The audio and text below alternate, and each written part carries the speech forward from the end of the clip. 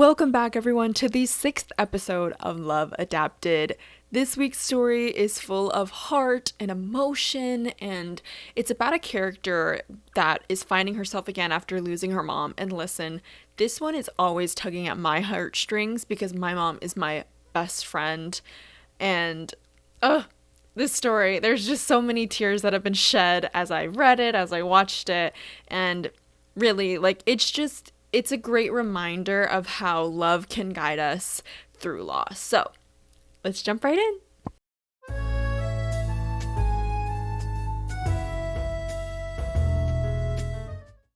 Hello, everyone, and happy first week of November. I cannot believe how time is flying right now. I'm a senior in college right now, so I'm blinking and I'm already like a month away from finals, and after that it's one more semester left. I can't believe it, but by far one of my favorite memories that I've had my senior year has been starting the series and connecting with you all. So I really hope you guys are enjoying this. So I'm excited for today's book because listen, I cried a lot at this story, like a lot, and we're going to be talking about Lori Nelson Spielman's debut book, The Life List, and it was adapted into a movie on Netflix in March of 2025, starring Sofia, Carson, and Kyle Allen.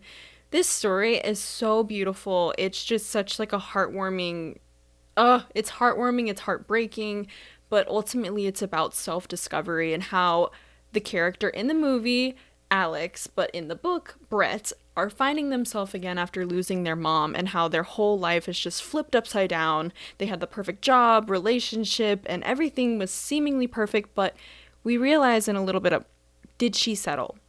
So this story has changed drastically from the book to the movie. So we're going to be talking a lot about that today. So let's dive right in. We have no time to waste. In The Life List by Lori Nelson Spielman, Brett Bollinger is our main character, and she has the picture-perfect life from a dream job, a wonderful boyfriend, and everything just seems to be perfect on the surface, right?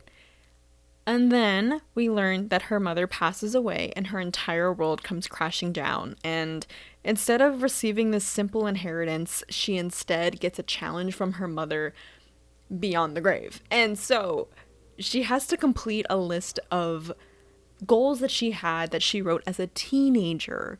And every one that she checks off, she gets a letter from her mom saying, like, great job on doing this, and reminding her and giving her advice and talking about memories. And ultimately, she's forced to confront her past and rediscover who she is and open her heart to love again.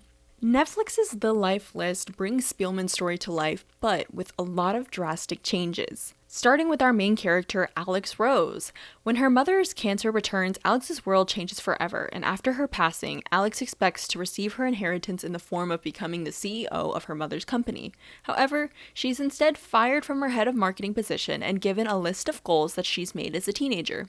Every time she completes a goal, she receives a CD with a video message from her mom giving her advice and telling her stories. Through emotional video messages from her mom, new friendships, and a slow burn romance with Brad, Alex finds healing, courage, and a new sense of purpose.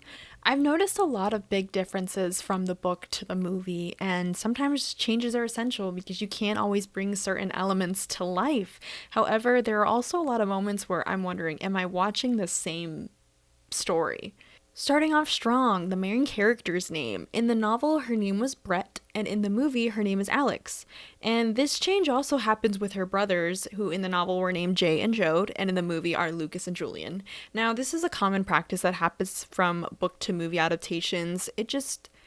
There's no real explanation as to why. It's just sometimes to make it a more original story for the movie. However, I think as a fan of the book, when I'm watching the movie, it makes me wonder, like, am I watching the same story? Like, everything looks similar, but, like, the people are different. And I guess that's kind of confusing for me. Next is the beginning of the book. In the beginning of the book, we have Elizabeth, who is the mother of Brett, and she's already passed away at that point. We open up on her funeral, and Brett is a drunken mess. She is heartbroken, she's devastated, and she's mourning the loss of her mother. She doesn't even go to the funeral reception after, where, to spend time with her family, and it's really heartbreaking to see her go through that, and we kind of get the real inner workings in her head of how she's feeling. Whereas in the movie, we do get a glimpse of Elizabeth and who she is as a character, and we also get to see Alex and Elizabeth's relationship as a mother-daughter duo. And I guess it's like nice to see that because we don't really get to get a deep dive besides Brett's memories of her, and it was really comforting to see her relationship, so it made her passing even more devastating because we got to see a glimpse of who she was and how she was as a mother, and how supportive and loving she was. And so it definitely made the loss of this character feel more real, and I feel like we got to understand the character more. So the biggest change that we have is who the main character ultimately ends up with. In the book, she ends up with, spoiler, Dr. Garrett Taylor, who is the man that she works with, mainly over the phone. They do not meet until the very end of the movie. This is who she works with as she's going back to become a teacher again, because that's on the list of her goals to do, and he is someone that works there. So they've been communicating a lot, and at the end they finally meet and they end up together, and it's this beautiful romance. It's steady, it's, comforting. And however, in the movie, they have her end up with Brad, who is the lawyer for Elizabeth, who is in charge of all her assets and the inheritance.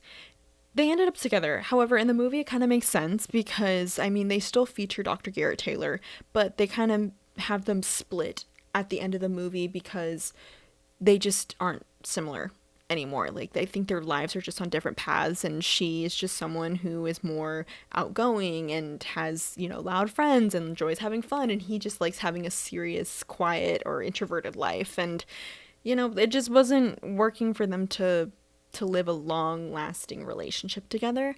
And whereas Brad is also that fun and outgoing and, creative type, and is very comforting to Alex throughout the entire story. And so they have this undeniable chemistry throughout the entire movie, and it may not be like that passion for love, but it's just like they're really good friends and they just understand each other, and that slowly builds into a romance, and they end up together at the very end of the movie. However, this is also different from the book because Brad does have that choice to be with the main character. However, he ends up choosing his girlfriend because he loves her more and he wants to invest in his relationship.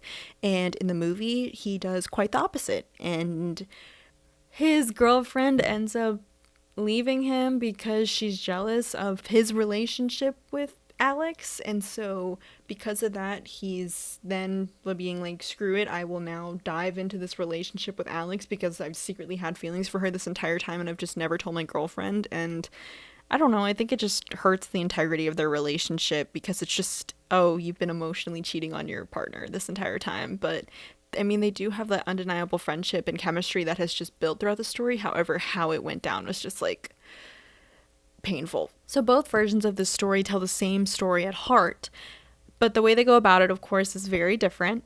For the book, we get to, the writing lets these emotions linger longer, and we get to understand Brett's inner monologue and how she's feeling through the grief, through the love, through, rediscovering herself and understanding why she made these goals, and how, connecting with that younger version of her is helping her find herself again in adulthood and navigating a new experience in life without her mother as a crutch to be there for her. And in the movie, we have something similar. Like, we get more of a connection. We get to see a slow burn romance. We get to see her rediscovering herself through her friends and family. And we truly get to see these beautiful visuals of her, finding the color in her life again. And I think it was a beautiful message. I think both tell the same way, that reconnecting with your younger selves helps you, thrive in your adulthood, and having that childlike wonder and joy, just to never stop it and continue, being brave and trying new things, and never stop imagining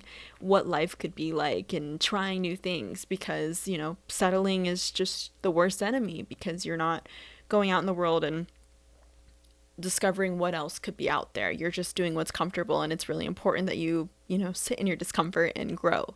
And so I think both do a really great job. However, I think the story is just so different that it's hard to compare them. So I give the book and the movie a tie.